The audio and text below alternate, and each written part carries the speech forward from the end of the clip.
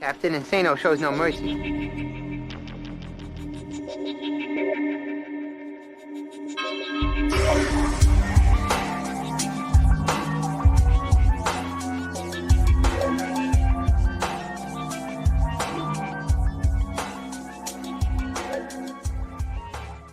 Hold on to your butts.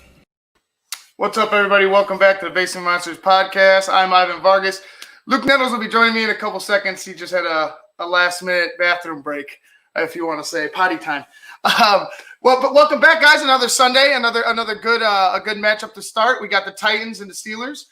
Titans coming in 5-1. Steelers are undefeated, and you know, to be honest with you, I don't know which team I don't know which team I prefer in this game. I think I want to side on the side of the Titans just because they got King Henry. Ryan Tannehill's been playing a little better, but that Pittsburgh Steelers, they look like the Steelers of old. I'll say that they look like the Steelers of the past. Strong defense, a good running game. Big Ben looks like he's up to form. I expect it to be a long, drug-out battle. I do expect Derrick Henry to get off. I think he's going to be the key in if the Titans win this game or not. You keep the clock moving. Your defense stays off the field.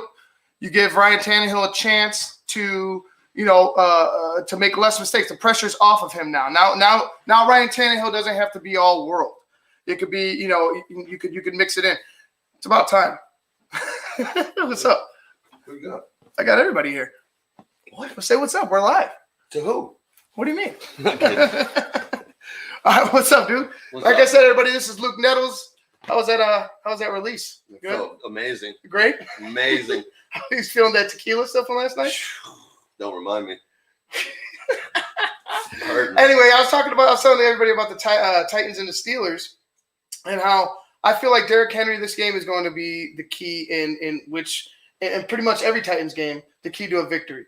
So you get a Derrick Henry going, you get less pressure on Tannehill, and honestly, as Derrick Henry goes, Ryan Tannehill goes. Like Ryan Tannehill's success is based off of Derrick Henry's success. So you're really seeing Ryan Tannehill benefit greatly because everybody's focused on one man and one man only in Tennessee. Yeah, I mean, and I think they also get Corey Davis back too, if I'm not mistaken. He's off the COVID list now. But I mean, if you're talking about today, like I don't think Derrick Henry is going to do too much today. No, I think that Steelers defense is pretty stout. They're fast. I'm looking for Tannehill to have a rough day as well. I think that pressure is going to get to him? I don't know if it'll be the pressure per se on the quarterback, but I think there's going to be pressure. I think his windows, the pressure is going to be on his windows being smaller. Okay. I think those linebackers cover well because they've got the speed, they've got the range. Right. So I think that's where his pressure. I don't know that they're going to sack him a lot, but I think the pressure is going to be put on his throwing. They'll get a lot of coverage sacks. Well, they'll get a couple coverage sacks, and then like you said, the linebackers for Pittsburgh, they fly around. They can cover a lot of ground. You don't necessarily have blinding speed with Henry, but he's just so big. Yeah, it's like a linebacker, you know what I mean? Right, you're trying to tackle a fucking linebacker. It's like running at 21 miles an hour downhill. It's damn near impossible. Good luck. Yeah, square. Good luck, square. And then try to run up on him and see what happens. Exactly. Last week the Titans had a tight game with the Texans. Texans. They actually lost that lead after being up 21-10. They ended up losing that lead in the third quarter. They gave up 13 in the third quarter, couldn't score anything. 13 unanswered in the third.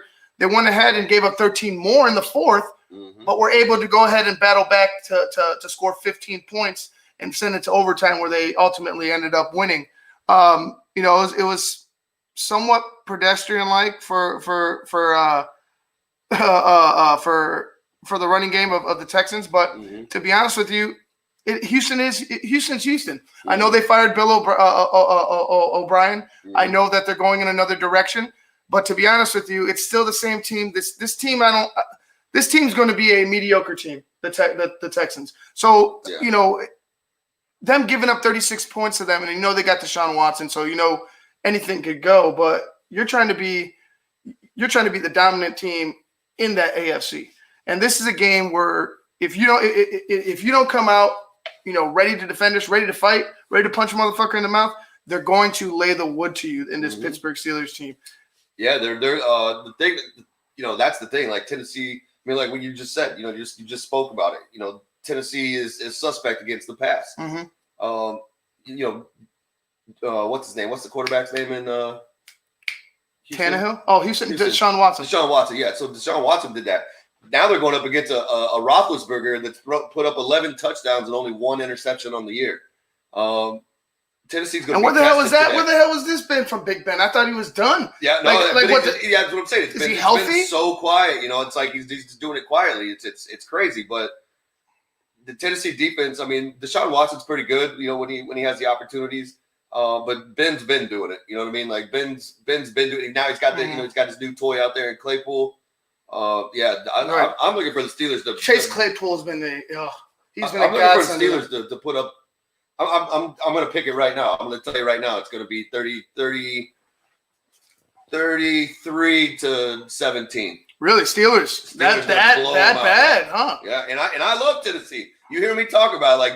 It's hard for me to go. I mean, we both love Tennessee. Like we really love the team that Mike Vrabel's built in Tennessee. Just they're bigger than everybody. They have a strong running. They're stronger than everybody. They got a strong running back, a quarterback who doesn't really make mistakes anymore, like we see, and receivers that just do their job. Yep. And a defense that keeps them in games. Like, they're not all world, but they keep them in games. You would want that defense to be a little better. It's the same thing with a lot of defenses around the league. Like, there's a lot of defenses around the league that have a great front seven. Right. But then they don't have the back four to go with that. They don't have the complement. Right. So I'm looking for Ben to pick them apart. I feel like Ben, the resurgence from Ben is based off of, like, Claypool. Right? James Conner. I almost call him Ryan. Yeah. Ryan Conner. James Conner had 101 yards last week against Cleveland, and they beat the shit out of Cleveland 38-7 last week. Ben had 162 yards and a touchdown. I mean, he just keeps adding to that touchdown numbers. But 11-1, like you said, 1 pick, QBR is 60. He's got over 1,000 yards so far. I mean, he's just being efficient. Ben's not being young Ben. I'm gonna throw it all over the field to hit Hines Ward, to hit Santonio Holmes deep. He's going to – that came on. He's going to go ahead and find the guy that's open.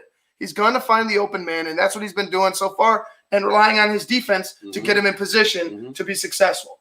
He's got a little more – he's back to when he had those he had the 3 receivers or whatever, because they're for a while. Right, it was Plaxico, Santonio, and Hines Ward. Right. So, he's getting back to that, because it was just Juju, and then and then he got hurt. So we never really saw him and Juju really do too much. Right. Juju was actually better when Antonio Brown was in town. But that's because Antonio Brown took like 3 or 4 guys with him while Juju was running underneath wide open. Right. Of course. But but now he's got the Claypool. He's got a little bit of a run game. They can hit you with John Connor. They can sneak in Benny Snell. Benny Snell. That's another thing. James Conner. They didn't know what James Conner was. I mean, he's been efficient. He's an efficient running back. He does his job. He gets you. I mean, if you don't have the line in front of him, he's not going to go ahead and make amazing, breakaway plays. Right. But if you go ahead and you get a decent line in front of him, he'll get you the yards that you need. He'll bust up some chunk plays. Well, Benny Snell's a surprise because he was drafted from, I think it was Kansas State or something. I believe it was Kansas State. Don't quote me on that, but I believe it was Kansas State. But regardless of that. You have a 2-headed monster, potentially at running back. Yeah, like I said, it's like they don't have to, like, with that passing attack that Pittsburgh has, with Ben being as efficient as he is. Benny Snell in Kentucky. Yeah. That's what I thought it was Kentucky. But anyway, Ben doesn't really. He just needs them, like you said, that last game he threw for only 162 yards, but they still won the game. So when you have your running game to complement, like it takes so much. And that's what I think is making. Not to bounce, but that's what makes Tannehill look good. He has that running game to not put so much pressure on him. If he had to throw the ball 50, 60 times a game, I guarantee you're going to see his interceptions go way up. But Ben has the luxury. He doesn't have to win it all. You know what I mean? Like, he doesn't have to put it on his shoulders and carry the weight. Right. He can hand it off. He can dink and dunk.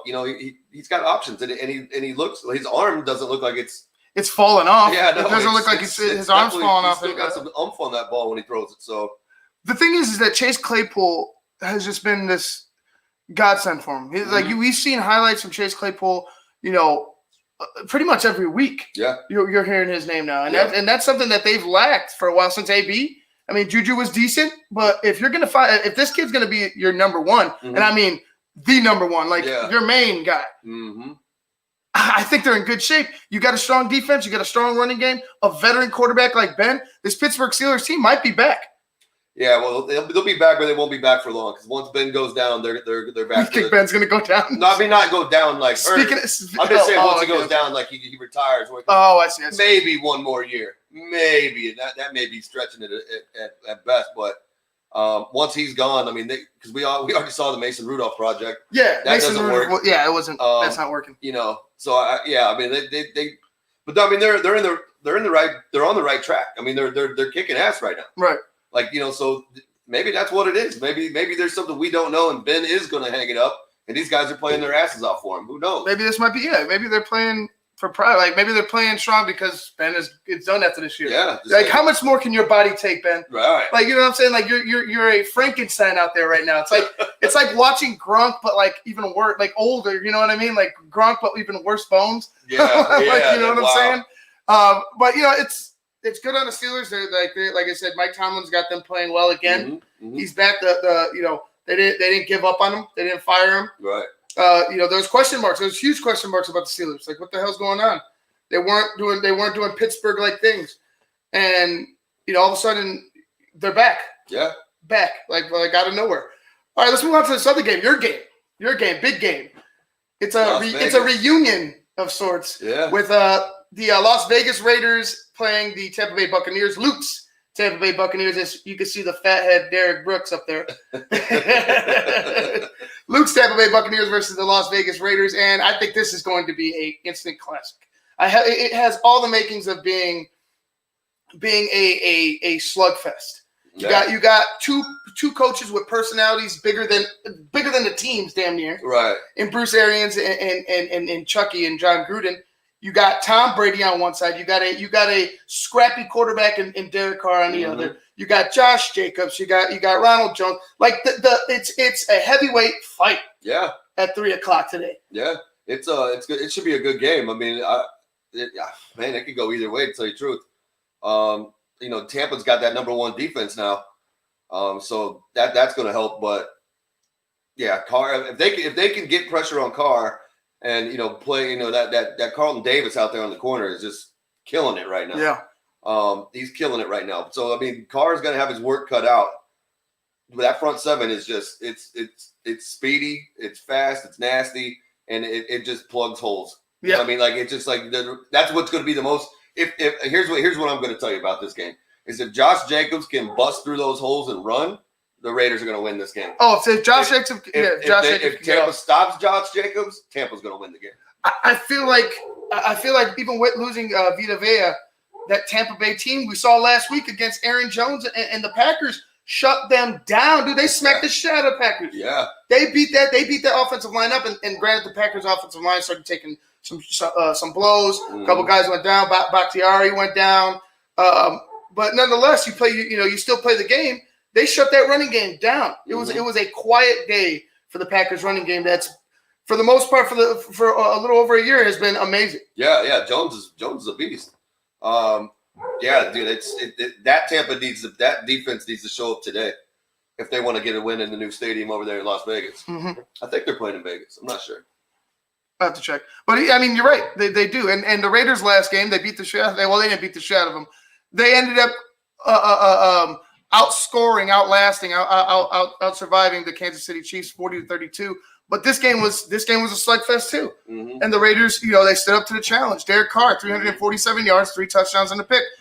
QBR of 91.2. It's the Raiders are a good team. Yeah, I mean that's the thing with getting Ruggs and Waller, man, like that it takes pressure off of Jacobs, it takes pressure off of Carr, with having Waller and Ruggs, like because Ruggs you could. Anytime he catches the ball, your offense it could be 6. Touchdown. Anytime Henry Ruggs touches the football, it can be 6. Yeah. He's that fast. He's dynamic. He's just super dynamic, man. I mean, and then Waller, you got Waller that you throw anything up in the air. Darren Waller's all world. Yeah, he's gonna go get it. So he can run those short routes, relieve if that Tampa pressure starts getting there. Waller could just run these 10-yard routes. Nobody's loved the addition of Darren Waller more than Derek Carr. Oh, for sure. No way. There's nobody that loved it more. Now he has a security blanket, but a security blanket could outmuscle a linebacker, take like stiff arm the shit out of your safety, and go 65 yards for the touchdown. Darren Waller's that good. He's like I said, Darren Waller is top 3. Yeah, for sure. He's top 3. Yeah, gotta be. He's got to be up there in that conversation for sure. But yeah, Tampa's like that's the one thing that I am concerned is this Tampa's offense. It's just like every day, it's like, okay, who's out today? Yeah. It's like I don't even think their original whole starting lineup has been on the field once. Well, help's on the way. Yeah, helps on the way. The clown show's coming to town now. I'll ease up on my criticism of Antonio Brown. Antonio Brown will sign a 1-year deal with the Tampa Bay Buccaneers. Yep. He will not be eligible to play for another 2 weeks, which is fine. Which is fine for you guys because you're still winning. You just beat the Packers 38-10. You know what I mean? Yeah. Like I think you're doing okay. Yeah. But the addition of AB, like that's a Brady move if I've ever seen one. Yeah. That was Tom Brady all day long in the ear of everybody and their mama. He LeBron'd it. Hey, he LeBron'd it. Yeah, get him in here. Get him in here. And honestly, you could only listen to only a Tom Brady could do shit like that. Yeah. Only Tom Brady could do shit like that. There was talk earlier, like at the beginning of the season, about bringing in Antonio Brown, and Arians was like, "Dude, we're not having that. Nope. We're not doing that." But as soon as Tom got to town, there was, they were talking, and Tom was talking. Tom was like, "Dude, we need to get this guy," and I was just like, "Oh my god!" Like I really don't want him, but I think Bruce Arians and Tom Brady could corral him. I don't think that he's and another thing is Antonio's understanding. He's coming to a team that we're going to the Super Bowl. Right, we're going to Super Bowl. Yeah. Get on board or get the fuck out. Yeah. It's that simple. I don't want to hear none of your shit. Yeah. Play ball or go home. It's that simple. We're on a path to do something great. And if you're not part of it, you want to play this antics, there's a bench over there with your name on it. No, just cut his ass. Just cut his ass. Yeah, I mean, yeah. They're not. They won't stand for it. You're trying he's only making $750,000, right? Guaranteed. Right. The rest of it's all incentive laden. Yeah. So he has to play in order to get paid. Right. And then after if they win or whatever, then we see where we go from to next year. Who knows? Maybe he'll win here and want to leave, go somewhere else. Who knows? Maybe he stays. I feel like he's going to be quiet. He's going to be quiet because he wants to win a Super Bowl. He wants to, win it with Tom Brady. He wants to have his name next to something. Yeah, the GOAT. That's what I feel like he wants. Yeah. He wants to have his name next to the GOAT. That's why he pushed for the Bucs instead of anybody else. Mm-hmm. Why not Seattle? Yeah, Seattle would have been either one would have been a great fit. Either one. He wants to have his name next to Tom Brady because he'll be forever linked to greatness. Well, yeah, that it's. I mean, who wouldn't want to be linked to a guy like that? Yeah, and also don't forget though, he moved in with Tom Brady. That's right. But when he was on the Patriots, that's right. So the two do have a friendship of sorts, and like I said, I think that with Tom and Bruce there, I'm not saying that he's not going to be Antonio Brown, but right. I think that he's got two people around him that are not afraid of calling out people. You know what I mean? Bruce Arians calls out Tom Brady. Everyone thought, "Oh my God, why did you do that?" It's Tom Brady. He's a call his ass out. He's a football player. I'm a coach. This is what I do. I'm the head coach of the fucking team. Exactly. I'm going to tell my players what I want. You play like shit, I'm going to tell you. How hard is it? You're the fucking coach of the team. That's your job. You tell your players what you want, and they have to execute. If they don't execute, their asses are off the field. Plain and simple. Matt Nagy needs to take a page out of that playbook. Yeah, he really does. Last week we were watching what we were doing. Sean and Maya. We had Draft Dr. Phil in there from the Tape Never Lies. So he was breaking down film, and we saw your boy Anthony Miller. Oh, just a lazy motherfucker. Just quit on a play. The ball didn't come to him, and he quit. He literally left the field of play and walked down the sideline as Cole Kmet's being tackled. Wow. In front of him. What kind of lazy shit is that? Wow. You know what I mean? If you see stuff like that, if you see mannerisms, tendencies, you got to address it right there and then. You got to address it right there and then. You cannot give him an inch. No. He's got to be held accountable. He does. Yes. And not only to himself, but the team. Dude, what? Like, really? You're just going to walk off? Like, yeah. You're quitting? Yeah. That's what there's a bench. He quit on the play. He there's quit on the play. right there. He quit on the play. You saw AB, and that's why I'm like, man, you think 17, whatever. He kind of he reminds you of Antonio Brown and Anthony Miller. You remember AB quitting on his team. He didn't even show up for the last game of the season. Then he shows up on the sidelines in a fur. Like everything's all good. Right. Like he's Joe Willie fucking name it. Right. Like save me. Spare me that bullshit. Yeah. Because if you put a guy in that, like on the Bears, fuck. Like that team will implode from the inside. Oh, man, it will implode. It will implode in that locker room. And I hope that doesn't happen in Tampa Bay. No, I hope he is in check. Like he was. He will be for that week and a half in New England. Right. Remember, like all we heard every day was Antonio Brown. Then he signs with New England, and you don't hear a peep for like the 2 weeks that he was there. Not a fucking word. I think that Tom and like I also, that's another thing I feel like they just have a culture like down in Tampa, with Tom and Gronk and them, and it's Tampa, it's nice, the weather's nice, everybody's in a good mood. The guys they're joking, they're not. He doesn't have these hard ass strict guideline rules, all that stuff. Like it's a pretty chill atmosphere.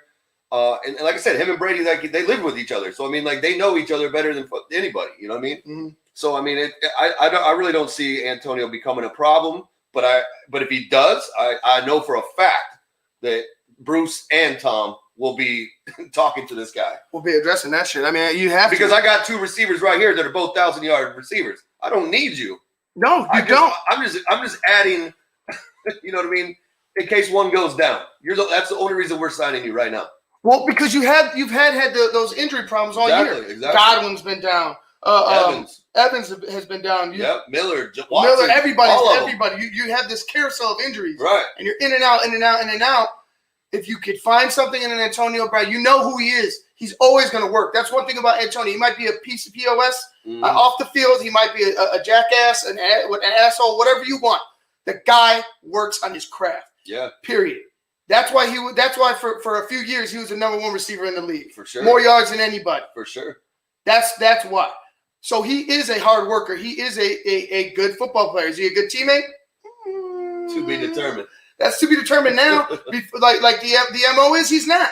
Look at the evidence. Yeah. The evidence shows he's not. Yeah. I forgot all about his training camp with the Raiders. Yep. You know what I mean? Well, that was a shit show. That was a shit show. Like, don't complain about your helmet, brother. He wanted out as soon as he got there. Oh, he was done. He knew he was going to New England when he signed with the Raiders. You know what I mean? He had that all. He had no intention on staying. He just. I don't think he believed in the Raiders. I don't think he believed in the Raiders. Really, to tell you the truth, I think they both got something out of it. Because the Raiders got talked about, and Antonio got to go to New England. So I mean, I think they both got something out of it. Yeah, the Raiders got their much needed. When the Raiders are good, the public eye is like focused on the Raiders. Yeah, you know what I'm saying. But you're right. I feel like you're right. It's just they both got what they wanted. Antonio could have gotten to a Super Bowl with Tom. Yeah. But it is what it is, and now he's here. Now we got to see if he's going to be, on his P's and Q's, man. Like that's I hate to say that, like a man needs to be like trying to say what a man needs to do, but bro, like the evidence is out, like the proof is out there. Mm-hmm. Like you are not doing what you need to do to stay in the league. They're gonna kick your ass out. Yeah. And I hope he realizes this because he is a great receiver. Mm-hmm. When he on the field, he does amazing things. But if you can't check yourself. Someone's gonna check you for someone's gonna check you for you. Yeah, I mean the coolest thing about today's game though with the Raiders and the Bucs is you've got the history there. So you've got John Gruden came from Oakland, went to Tampa Bay, played the Raiders again in the Super Bowl, beat them. Now John Gruden's in Las Vegas. And the Bucs are coming, it's just like it's just crazy history game there. It's like, especially with one guy and two teams, I can't wait. I can't wait to see it. It's gonna be a good one. Let's talk about real quickly some speed around some of the games around the league. We got the Cowboys versus the Washington football team. Trash. Forget about that. Honestly, I hope Washington wins. I hope they win after that trash that we saw on Monday night from the Dallas Cowboys. I hope the Washington football team wins. The Green Bay Packers versus the Houston Texans. That might be a good game. It could be a shootout. That could be a shootout. Jones isn't playing. And that's right, Aaron Jones. Aaron Jones is inactive for the Green Bay Packers. He's out with a calf, I believe. Yep. That's what they said. That's going to be a good one in Houston. You got the Lions and the Falcons. I mean, it could be a turning point for both of these teams. Which Falcons is showing up? Yeah, but it could be a turning point for both of these teams. The Lions aren't playing too shitty. No. But they're just not. Yeah, they're not winning. And the Falcons, I mean, there's all types of questions swirling around them. Is Matt Ryan going to stay? Are they trading Julio? You already fired your head coach and your GM. So, the Falcons are just kind of going through the motions, I want to say, this year. It's going to be a different team next year for sure. Oh, it definitely is. And then you got a big one in Denver, Chiefs, Broncos, and it's snowing in the snow. So that one should be fun, as far as visually. And actually, to be honest with you, I don't know if the Broncos – I don't know if we should count out the Broncos in this game because of the snow will slow down the speed. Exactly, because the snow slows down the speed of the Chiefs. You have a running game in Denver. Mm-hmm. You could control the clock, play defense. You could beat the Kansas City Chiefs if you're the Denver Broncos. Raiders did. The Raiders did, but the weather is benefiting the Broncos in this situation. So if they play it right, I think the Broncos could come out, squeak out with a win, maybe a field goal at the end. We got the Jaguars and the Chargers. Chargers will win that. Yeah, who doesn't want to see Justin Herbert, to be honest with you? That guy's awesome. He's just phenomenal. Williams is going to have a big game today. For Chargers. Yeah, for the Chargers, Mike Williams. Mm-hmm. He blew that one against was it Tampa Bay? Either way. But and then closing it out, we got the Niners and the Patriots, and then we have the Seahawks and Cardinals in the nightcap. That one might be good. Kyler Murray. I hope so. Kyler Murray versus Russell Wilson. You got two good. I wouldn't say the Seahawks defense is good, but you got a good defense in that Cardinals team. A better defense than we've noticed. Yeah, you know what I'm saying? That's a division game too, so that should be interesting. That should be a good one as well. And then, of course, tomorrow we'll be getting to you guys for the Bears and the Rams out in L.A. Oh, and stadium. The new stadium. And with that Bears-Rams game, there's a lot of people giving the Rams they just don't respect the Bears, and I understandable because they have their flaws. Mm-hmm. But who the Rams beat? 3 NFC East teams. Mm-hmm. They beat 3 NFC East teams, and they went ahead and lost a close one. I think it was to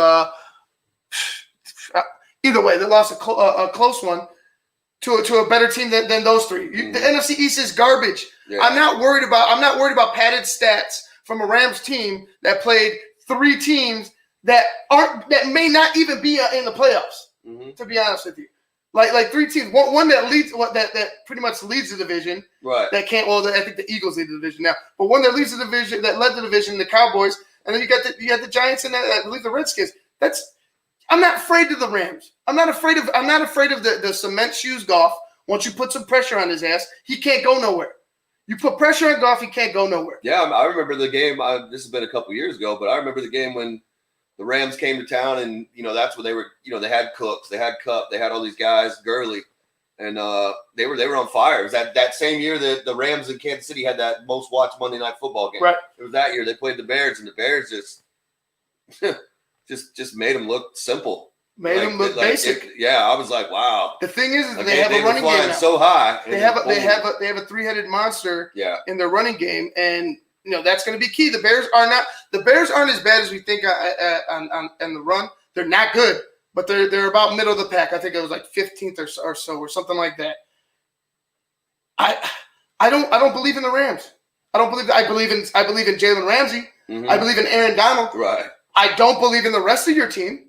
Yeah, if I'm the Rams, I'm wherever Leno lines up, that's where I'm placing Donald.